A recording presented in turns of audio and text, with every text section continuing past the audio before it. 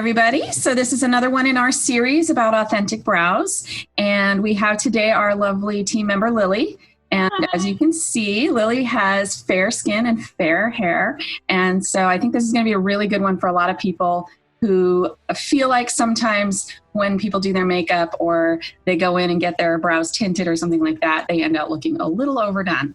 So Lily's going to give us all her tips and tricks today about how she does her eyebrows. Okay, so I'm Lily. I'll first talk about what kind of tools I like to use. So I have a dual-ended brush. It's kind of hard to see this end, but it's an angled brush. It's very thin. You see, so that helps me get really crisp lines. I use powder, so I'm not really getting the same line effect as you would with a pencil or, pomade or stuff like that. But it has a spoolie on the other end, which helps me brush and comb the brows into place. I also use this brow gel, and it's just a normal clear brow gel just to set everything in place. And it has a fairly large spoolie. It's kind of hard to see. I'll put it against my shirt, but it basically is what it's going to do is coat the hairs in a little bit of gel. It's sort of like hairspray, but for your brows, and it just stays in place. It's not super shiny, so I don't worry that I'm, have glossy eyebrows for some reason. And then I use a dual powder. It's really hard to tell what colors are which, but from this angle, this side is darker than this side. It's a little bit easier to see in real life, but basically the two of these colors together I kind of mix because it's really hard for me to find a color for my brows because I'm so fair.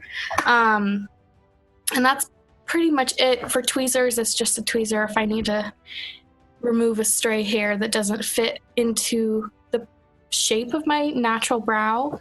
If I'm feeling very adventurous, I'll put a little bit of highlighter just underneath on the top of my brow bone. That's pretty much it. So when I go about looking for a powder, I haven't really tried pomades.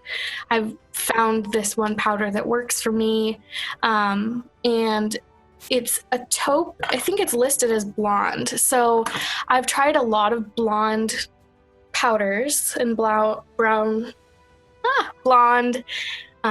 pencils before, and they'll either come out a little bit greenish because my natural brow color is very strawberry blonde. It's very, very blonde. And so for the longest time, I didn't do my brows because the color that it would end up being is a green because a taupey color on top of a reddish yellowy color turns green, basically.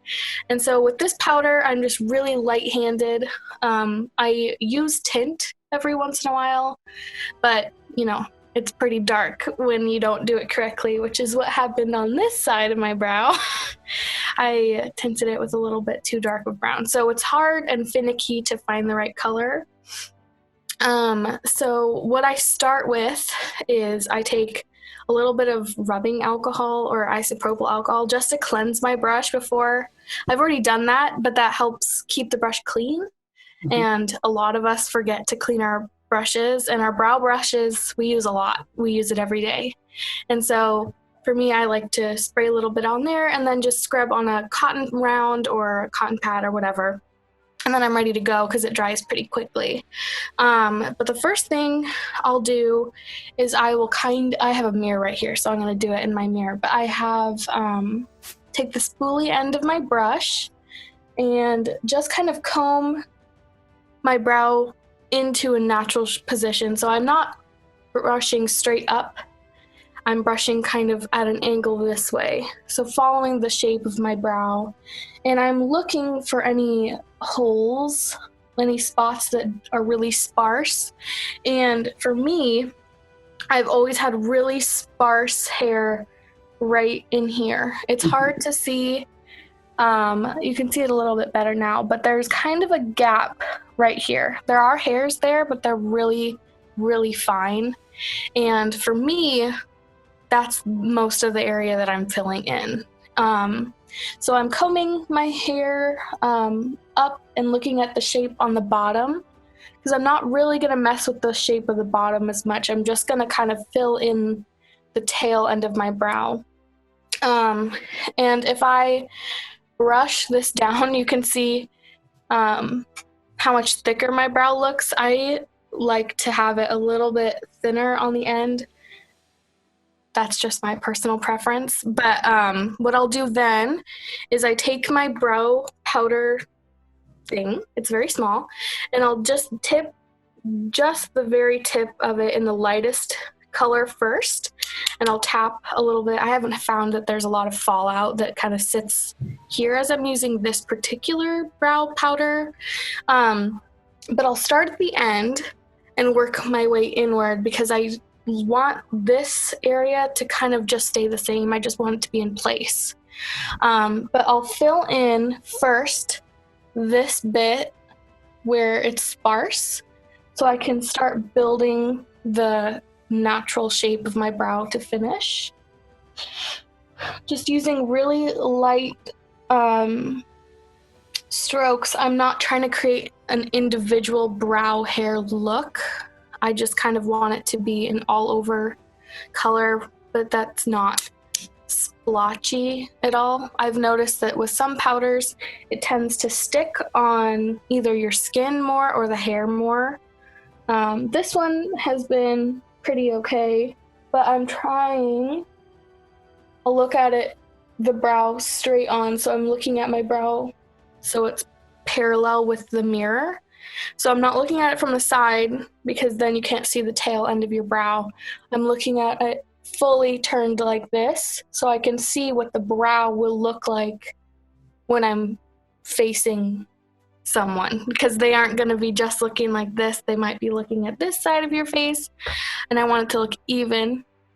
And so I'll fill in the sparse area, and then I'll brush up just a bit to make sure that I didn't miss any, and I will take just a bit of the darker color, which is on this side, and tap again and just fill in until the color of my brows is the same across. And so I'll just pretty much do that until I feel that it's pretty similar. And then I'll double check the front, and then what I do next is I take my brow gel. I am going to match the middle section of my brow and the front section of my brow in color to the rest of the tail. I want it to look the same. I don't want it to be darker on one end. I'm not a fan of the ombre brow look just for me.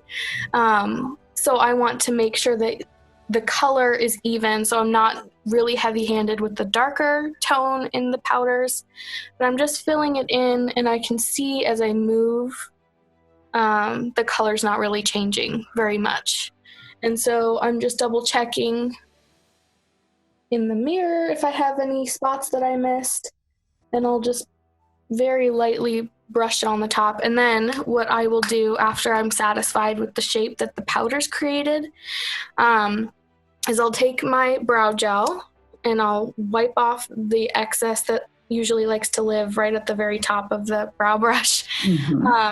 And what I'll do is I'll start by brushing mostly straight up. As I go this way, I'm going to start brushing in this direction, but for here, I'm going to start going up. And it's not really going to plaster it down when you first start working with it. But brushing it up, it kind of is like an instant. You can see already like the difference between this side and this side. It looks like I've had a facelift, which is always great. Your eyebrows can never be too lifted. Very true. Very, very true. So, as I'm brushing up, I'm kind of twisting the brush so that the bristles are going up and kind of combing the hairs upward, which helps them stay in that position a little bit better too. And so as I get towards the end, what starts to happen is that it starts getting really sparse looking, and I want it to remain that sharper tail. So what I do is I just brush like this. I just very lightly along the cross, the tip of the brow tail, I'll take my spoolie and I'll just go straight down. I'm not brushing inwards, I'm just going straight down. And this makes the line a little bit sharper. So instead of it looking kind of frayed, fuzzy at the end, it's just really sharp, which I like.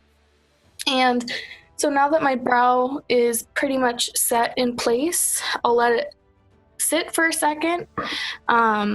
If I'm really excited about life and I want to go somewhere later, I might take just a tiniest bit of highlighter and I'd put it just right here on the top of the brow bone. I rarely do because I have little hairs that are blonde and it kind of picks it up if I haven't had my eyebrows sugared or haven't tweezed in a while. But it just looks lifted again. It highlights the beautiful brow that you created. On the other side, I'll kind of show you how I go about choosing the hairs that I want to get rid of. And so what I'll do, same sort of process like I'm going to be shaping and filling in my brows, I'll brush them up. And it's really hard to tell on this camera, but I will really only take the hairs that are on the bottom of the brow and maybe the ones that kind of escape into the hairline. But how I go about doing it is I take white eyeliner and I kind of go along the natural shape, like the shape that we're taught in school, how to shape your brows. And Olivia will go over that a little bit later. But the hairs that aren't in that natural brow shape, I remove. So how I go about doing that is if I see one that I'm not a fan of, I'll pull it down, sort of like the same technique that you use with the sugar, but you select the one hair and I want to see if it's gonna look good. My brow's gonna look good if this hair's gone. And oftentimes, even though it looks like it's a miscellaneous hair that doesn't belong, if I remove it, I might create like a hole or a gap right here. And I'm pretty sure that's what happened right here. When I was younger, I would tweeze the top of my brow a lot and not really under here. But for the most part, I'm leaving the little fuzzies up here alone because they're easier to remove with sugar than taking all of them out with just your tweezers, which is a pain in the butt. And so that's how I shape my brows. That's how I fill them in. I hope that helped for all my pale friends out there. So I'll ask you one of the same questions that I asked Dominica, which is, so when you're doing your full face of makeup, if you do, not everybody wears a full face of makeup every day, but if you do you do your eyebrows first and then do your eye makeup and then do your foundation, or do you do your foundation first and then do your eyes? I do my foundation first and then my eyes. I don't wear a lot of makeup on a regular basis. If I'm doing anything, it's probably eyeliner and, foundation, concealer, and my brows. I don't wear a lot of eyeshadow. And so I'm not really worried about powder resting and staying here after I've already done my foundation. So I don't look like I have really deep set eyes if I have a lot of dark brown powder on the sides. Today I did everything except my brows so I could show you guys how I do my brows, but that's kind of how I normally do it anyway. I'll do my full face and then my brows. Perfect. Yeah, me too. You can tell I haven't done mine yet. Mine is next. So awesome. And then, so how many colors did you have to go through to find ones that looked good on your skin? So I had to go through a lot, and I wasn't really sure what medium of brow filler stuff that I wanted to use. I have a sister who has darker auburn hair and she has darker, beautiful brows. And so for a while I was trying to emulate that, but for my skin tone, my hair is a lot more orange than hers. The dark brown didn't look great. It didn't really match the rest of my hair. So I went through quite a lot. I haven't spent a lot of money. I found that drugstore brands have been pretty great and it's cost effective. It's all about trying, which is why I like doing the less expensive ones Mm-hmm. and just getting a bunch and trying it. Going to places like Sephora or Ulta to have someone who knows a lot about makeup help you choose a color also works. And that's how I found the color powder set that I currently use. So that was helpful. Yeah, that's the advantage of a department store over drugstore, is that you get a chance to use testers maybe and try them out in advance. The downside, of course, being they're usually more expensive. Yes, that's true. But, there is also that quality difference that you get. Yeah. The amount of pigment that's in a product, the base of the product, and whether that's something that's going to stay on the skin over a longer period of time or stuff like that. So awesome. Well, thank you so much for sharing.